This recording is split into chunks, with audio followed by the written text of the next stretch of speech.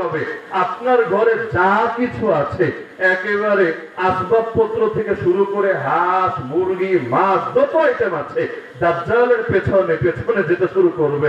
মানে দাজ্জাল চলে গেলে আপনি পুরাই ফকির, পুরাই মিসকিন, কিছুই থাকবে না। তো দাজ্জালের সঙ্গে শক্তি আসবে কোত্থেকে?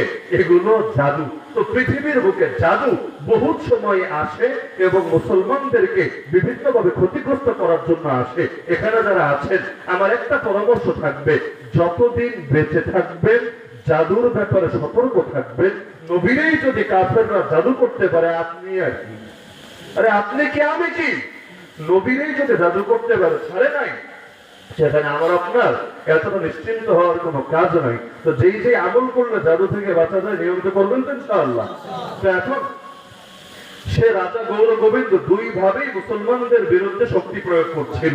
একদিকে বাহিনীও পাঠালো, আর একদিকে জাদু